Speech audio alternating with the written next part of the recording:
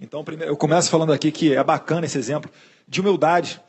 Aqui, obviamente, ninguém pensa igual a ninguém. Nem eu, acreditem, só não tornem isso público, penso igual ao meu pai em algumas matérias. Mas, né? Não fala para ele não, hein? Será que ele está assistindo a live do parlatório?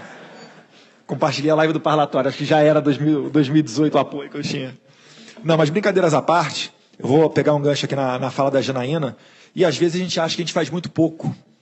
Poxa, eu ali só no Facebook, ou então eu ali fazendo parte de uma passeata, e a pessoa às vezes ela não se sente útil.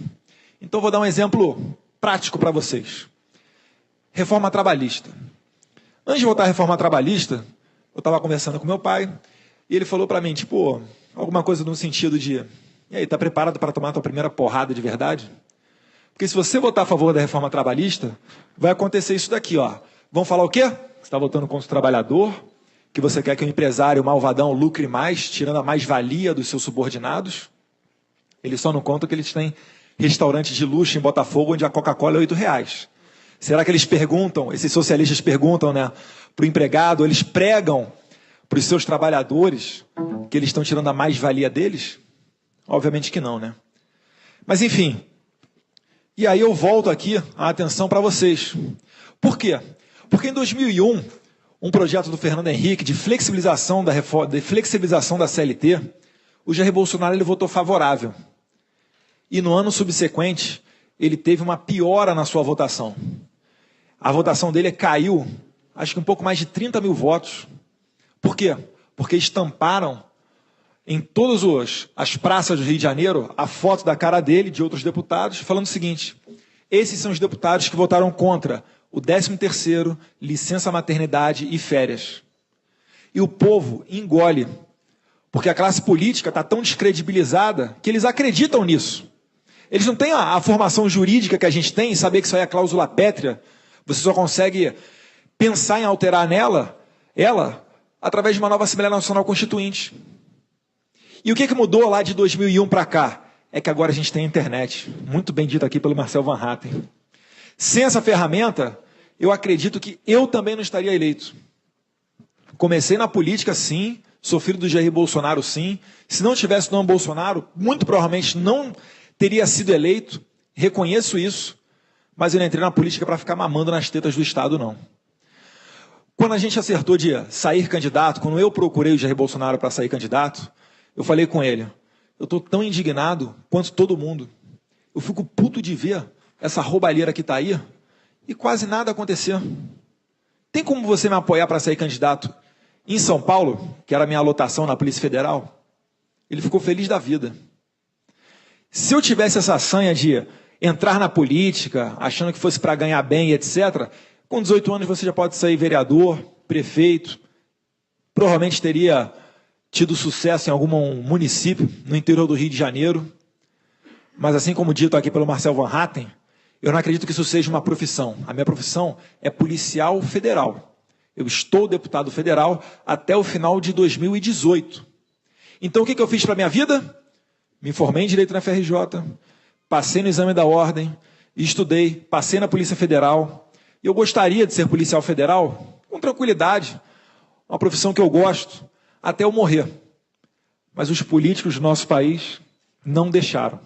E eu acredito que é isso daí que estimula todos nós estarmos aqui. E eu já dei uma chamada no Coppola. Eu falei aqui, ó, quando eu publiquei um vídeo dele no meu Facebook, alguém veio falar para mim, mas o Coppola vai sair candidato. Eu falei, maravilha, mais um para estar lá junto com a gente. E ele acabou de falar aqui que não é candidato. Vamos tentar convencer ele. Porque, gente... Vai lá, vai, Coppola.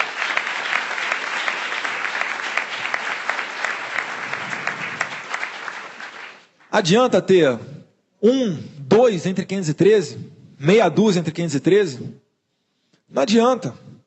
A gente consegue ali muitas vezes, no máximo, brecar um projeto. O Jair Bolsonaro que fala, né? Criticam tanto ele, você não tem projeto aprovado, mas a gente joga na zaga ali também. E temos projetos aprovados também, tá? Quem for pesquisar vai ver, por exemplo, que ele é o autor do projeto de lei que permitiu o porte de armas para os agentes penitenciários. Só que ninguém conta o quê? Que a Dilma vetou. E 3 meses depois, ela enviou uma medida provisória para o Congresso com igual teor. Só para quê? Só para ele não ser o pai da criança.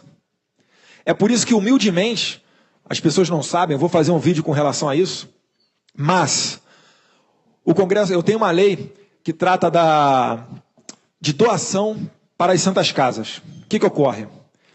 Você poderia doar para a Santa Casa da sua cidade e ter um abatimento no seu imposto de renda. Obviamente, até um determinado limite. Com isso daí, a gente está, primeiro, deixando você um pouco menos triste, né? Pelo menos você vai saber para onde é que está indo o dinheiro do seu imposto. Vai poder, pelo menos, reclamar com o gestor da Santa Casa. Segundo, você está cortando intermediário, porque ao invés do seu dinheiro ir lá para cima, para Brasília, para o Ministério, e vir passando por intermediários até chegar no hospital lá na ponta, isso daí perde-se muito dinheiro em corrupção, você estaria cortando esse caminho da corrupção também. E eu retirei esse projeto. Por que eu retirei esse projeto?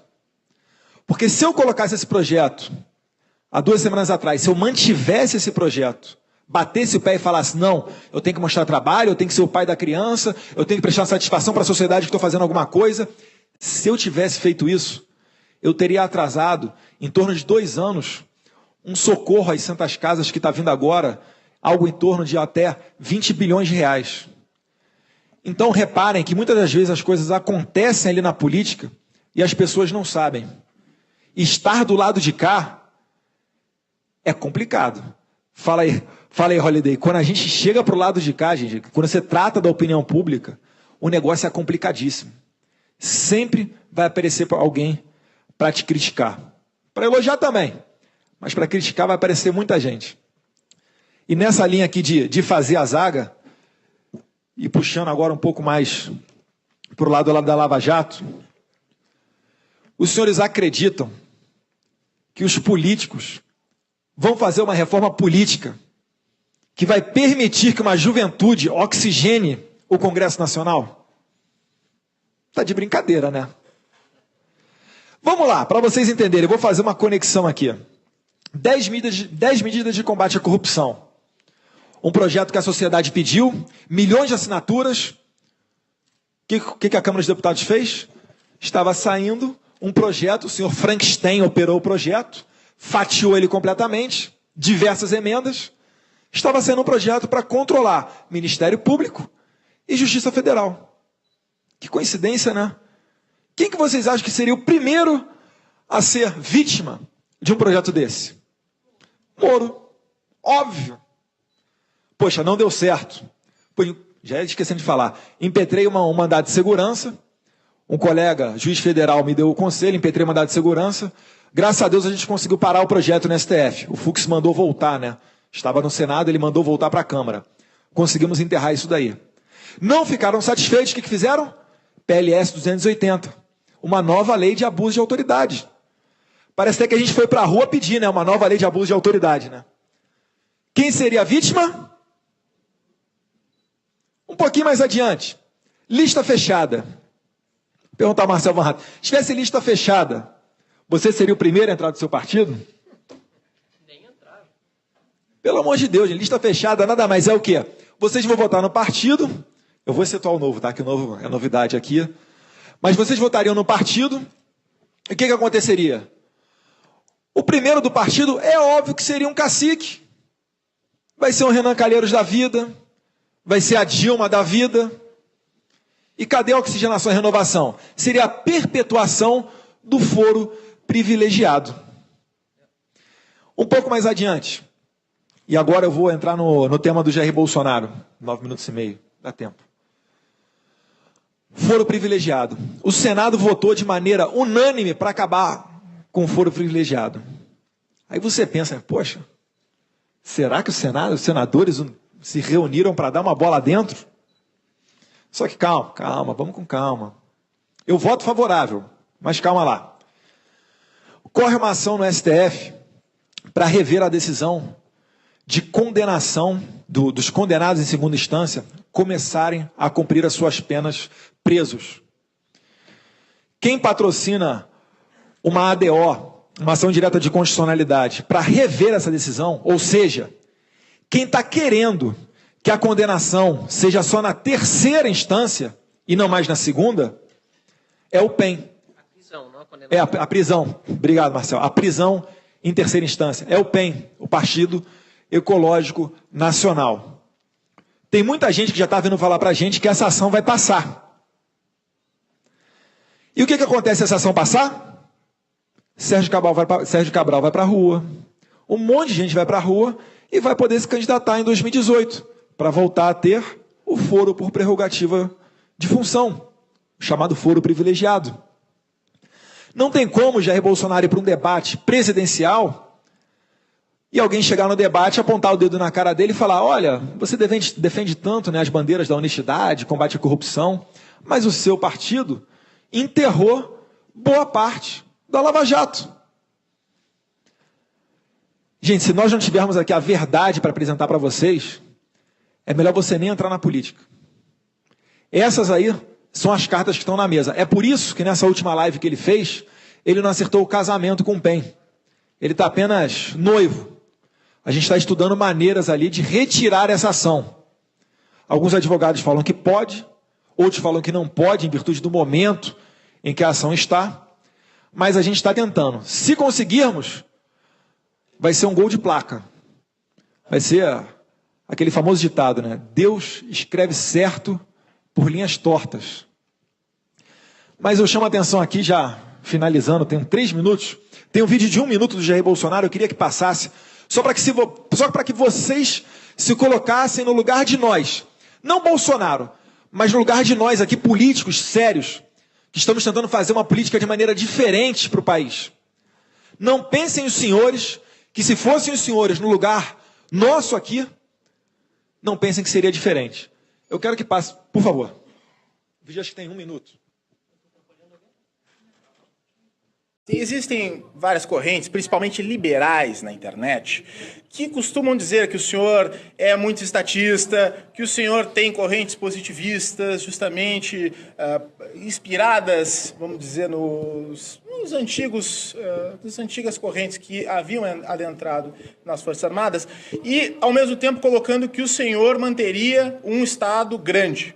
Isso é verdade, deputado? Olha, quando você fala em período militar, era uma outra época, completamente diferente, tá? E muitas estatais foram criadas, tá ok? E funcionaram naquele período, tá? Tinham muitos coronéis estatais, sim, mas a corrupção praticamente inexistia. Hoje em dia, os tempos mudaram, você tem que partir para uma privatização. Tem estatais, não tem nem que ser privatizadas, tem que ser extintas. Se eu não me engano, são 148 estatais no Brasil que servem apenas de cabide de emprego. Então isso tem que ser mudado. Afinal de contas, né? O Estado tem que interferir o mínimo possível na economia. Perfeito, deputado. Muito obrigado. Valeu. Muita sorte e contamos com o senhor. Mas olha só, olha a notícia que saiu aqui no Valor Econômico. Na economia, Bolsonaro se alinha ao PT. 31 de julho, às 5 da manhã. 31 de julho, às 5 da manhã. Para a Dória, o Estado no Brasil é muito grande e pode e deve ser menor. Gente, eu puxei, por exemplo, aqui da questão da economia, porque a gente toma muita pancada, né? Fala, Bolsonaro não fala de economia, estatizador e etc. Eu estou querendo deixar claro para vocês que o nosso pensamento é muito mais nesse sentido liberal, nessa linha aqui de diminuir o Estado. Eu puxei aqui o exemplo da economia, mas não se enganem. Isso daí, essa distorção da imprensa, ela acontece de modo a nos dar os rótulos de homofóbico, sexista, machista, misógino, xenófobo, enfim, tudo isso daí. Então, se nós pregam tanta união, se nós não deixarmos de lado essas desavenças, realmente fica difícil da gente chegar a um lugar comum. E eu termino aqui falando que a nossa guerra é cultural, sim. Ela não acabou e o meu inimigo não é o liberal, não é o conservador. O meu inimigo é o esquerdista, é o comunista. Então, assim eu termino a minha fala. Terminei? Acabou, vai. Acabou. Eu termino a minha fala, eu agradeço a atenção de todos vocês e estou aberto aqui para pelo menos mais meia hora para bater um papo aqui com quem quiser aqui no lado. Muito obrigado.